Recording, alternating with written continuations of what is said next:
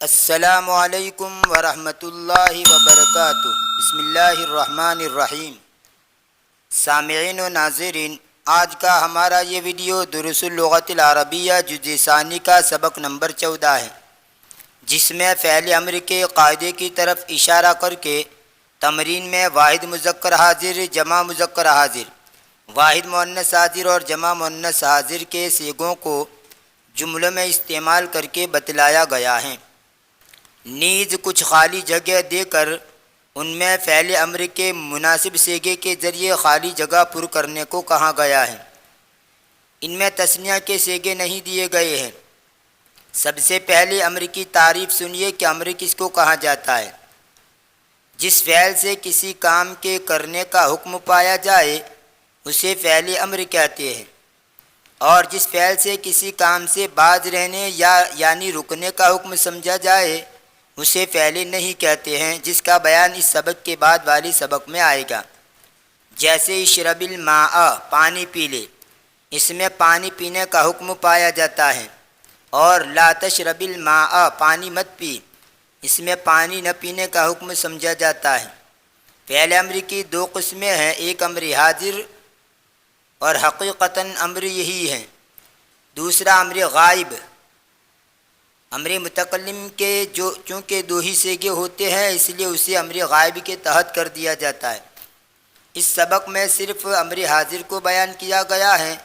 امر حاضر بنانے کا قاعدہ یہ ہے کہ فعل مضارع کی علامت تا کو حذف کر کے یعنی گرا کر کے شروع میں حمزہ وصل برائے، جبکہ مضارع کا عین کلمہ مضموم ہو یعنی پیش والا ہو، جیسا کہ باب نصر ینصر اور کرم یکرم میں عین کلمہ مضموم ہوتا ہے، پیش والا ہوتا ہے، لہذا باب نصر اور کرم سے بنے ہوئے امر میں حمزہ وصلی پیش والا ہوگا۔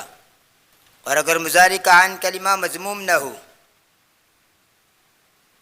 چاہے وہ مفتوح ہو یا مکسور ہو لیکن مضموم نہ ہو، تو حمزہ وصلی شروع میں زیر والا لگائیں گے، جیسے کہ باقی چار ابواب ضرب یضرب، سمع یسمع، فتح یفتح، حسب یحسب، اس میں مضارع کا عین کلمہ مضموم نہیں ہوتا، لہذا ان چار ابواب سے بنے ہوئے امر میں حمزہ وصلی زیر والا ہوگا۔ حمزہ وصلی کا مطلب یہ ہے کہ جب اس فعل کے کسی بھی صیغے سے پہلے کوئی لفظ آ جائے تو اس میں حمزہ پڑھنے میں سائلنٹ کر دیں، تو اس میں حمزہ پڑھنے میں سائلنٹ کر دیں گے، یعنی پڑھیں گے نہیں۔ ہاں اگر اسی صیغے سے ہی جملے کی شروعات ہو تو اس حمزہ کو پڑھا جائے گا۔ اس سبق اور اس کی تمارین میں اس کو آپ سمجھ لیں گے۔ اب باب نصر ینصر اور ضرب یضرب سے امر حاضر کی گردان پیش کی جاتی ہے ترجمے کے ساتھ، تو سنیے اور توجہ سے سنیے۔ اکتب، لکھ تو ایک مرد، اکتبا، لکھو تم دو مرد، اکتبو، لکھو تم سب مرد، اکتبی، لکھ تو ایک عورت، اکتبا، لکھو تم دو عورتیں، اکتبنا، لکھو تم سب عورتیں۔ اب نہیں کی گردان سنیے، اس کے بھی 6 صیغے ہیں۔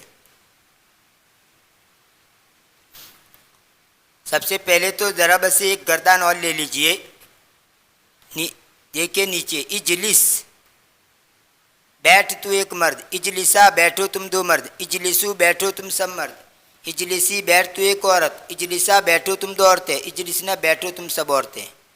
تو اوپر جو صیغے ہیں اس میں حمزہ مضموم ہے کیونکہ مضارع کا عین کلمہ مضموم ہے، اور نیچے جو ہیں وہ حمزہ مکسور ہے یعنی زیر والا ہے، اس لیے کہ اس کا مضارع مضموم عین کلمہ مضموم نہیں ہے، اس کے مضارع کا عین کلمہ مضموم نہیں ہے۔ اب آئیے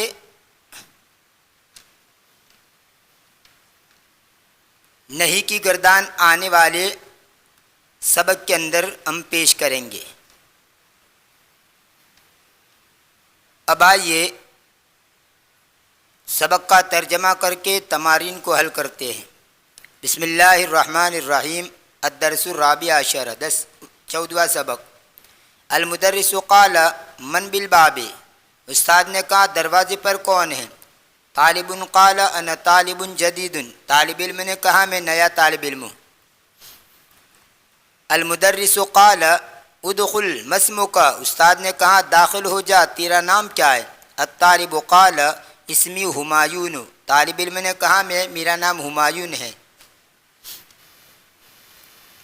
المدرس قال ہمایون کیف تکتب هذا الاسم اکتبه على هذه الورقة، استاد نے کہا ہمایون کیسے تو یہ نام لکھتا ہے، تو اس کو اس ورق پر لکھ، اس کاغذ پر لکھ۔ الطلاب قالوا یا استاد ها هنا اقرب، طلباء نے کہا اے استاد یہاں بچھو ہے، اقرب کا معنی بچھو، اور اقرب الساعہ یعنی گھڑی کے اندر جو کانٹے ہوتے ہیں، 3 کانٹے، سیکنڈ کا کانٹا، منٹ کا اور گھنٹے کا، تو جو بھی کانٹا اس کانٹے کو کہا جاتا ہے اقرب۔ المدرس قال اقرب فی الفصل این ہی، استاد نے کہا کیا کلاس میں بچھو ہیں، کہاں ہے وہ؟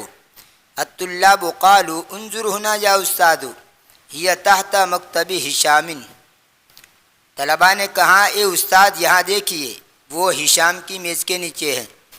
المدرس قال اقتلوها یا اخوانو، مدرس نے کہا اے بھائیو اس کو قتل کر ڈالو۔ الطلاب قالوا بمن نقتلها، طلباء نے کہا ہم کس سے اس کو مار ڈالے؟ المدرس قال اقتلها بحذائک یا ہشام اماتت، استاد نے کہا اے ہشام تو اس کو تیرے جوتے کے ذریعے مار ڈال، کیا وہ مر گیا؟ اماتت کیا وہ مر گیا؟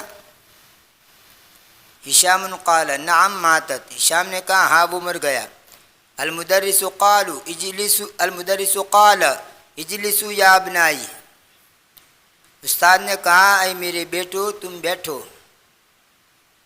اقرأ الدرس یا علی، اے علی تو سبق پر۔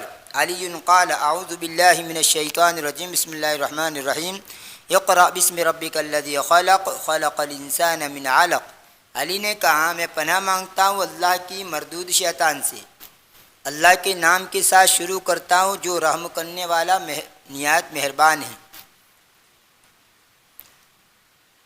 اقرأ بسم ربک الذی خلق خلق الانسان من علق، پڑھیے تیرے رب کا نام لے کر، تیرے رب کے نام کے ساتھ مطلب تیرے رب کا نام لے کر پڑھیے، وہ رب جس نے پیدا کیا، جس نے انسان کو خونی بستہ سے پیدا کیا۔ یا استاد حفظت هذه السورۃ ای سورۃ احفظ بعدها، اے استاد میں نے یہ سورت یاد کر لی، اس کے بعد کون سی سورت میں یاد کروں؟ المدرس قال، استاد نے کہا احفظ سورۃ التین، تو سورہ 3 کو یاد کر۔ خذ دفترک ھذا واکتب فیہ سورۃ العلق، تو تیری اس کاپی کو لے لے اور اس میں سورہ علق لکھ لے۔ یا ابا بکر انک نعسان، اے ابو بکر بے شک تو اونگتا ہے۔ نعسان کا معنی جو سوتا ہو، جھونکے لگاتا ہو، اس کو کہا جاتا ہے نعسان۔ یا ابا بکر انک نعسان، اے ابو بکر بلا شبہ تو سوتا ہے۔ اذهب الى الحمام واغسل وجهک، تو غسل خانے کی طرف جا اور تیرا چہرہ دھو۔ افتح النوافذ یا عبد اللہ، اے عبداللہ تو کھڑکیاں کھول دے۔ فإن الغرفة مظلمة والجو حار، بلا شبہ کمرہ تاریک ہے، یعنی اندھیرا چھایا ہوا ہے، کمرے میں اندھیرا چھایا ہوا ہے، کمرہ تاریک ہے اور فضا گرم ہے۔ تمارین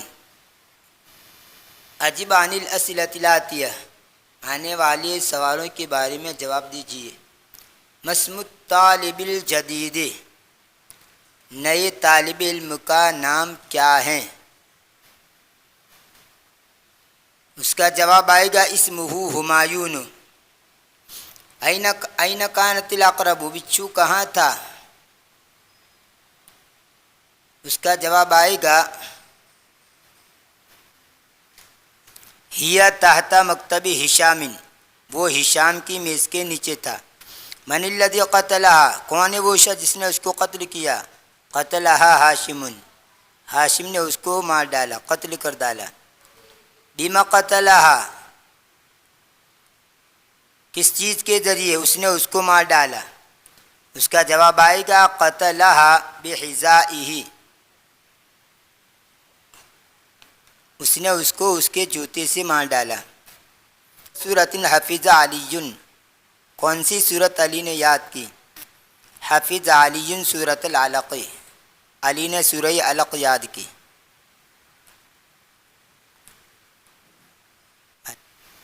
باقی کہہ رہے ہیں صحیح ما یلی، نیچے کے جملے صحیح کیجیے۔ قال المدرس لعلی اقتل الاقرب، استاد نے علی سے کہا کہ بچھو کو مار ڈال، یہ غلط ہیں۔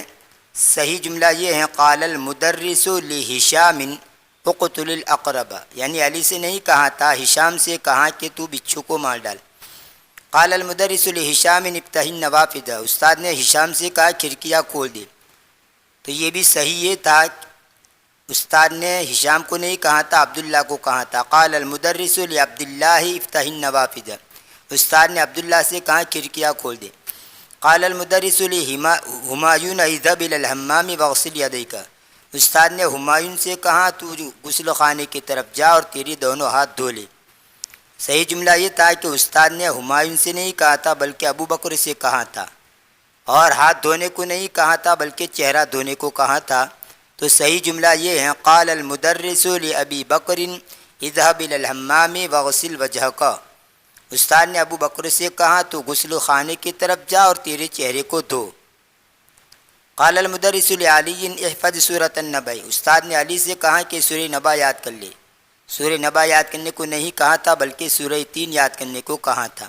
قال المدرس لعلی احفظ سورۃ التین، استاد نے علی سے کہا کہ سورہ تین یاد کر لے۔ تأمل، سوچ، ابو بکر لابی بکر، ابو بکر یہ مرفوع ہے، حالت رفیع میں، اور اس کے اوپر حرف جر داخل کیا گیا لے، تو ابو یہ ابی بن گیا، لے ابی بکرن، ابو بکر کے لیے۔ تو ابو واو کی شکل میں ہو، واو مدہ کی شکل میں تو یہ حالت رفیع ہے، اور ابی یا کی شکل میں ہو یا مدہ کی شکل میں تو یہ حالت جری ہے، اور ابا بکرن اگر ہو، ابا بکرن الف مدہ کی شکل میں تو وہ حالت نسبی ہے۔ تو ابو بکرن حالت رفعی، ابی بکرن حالت جری، اور ابا بکرن حالت نسبی ہے۔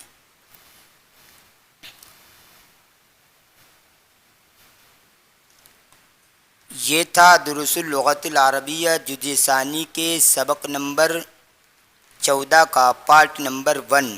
انشاءاللہ آنے والی ویڈیو میں اس سبق کا پارٹ نمبر 2 آپ کے سامنے پیش کیا جائے گا۔ تب تک کے لیے انتظار کیجیے، دعاؤں میں یاد رکھیے۔ فی امان اللہ، الی اللقاء۔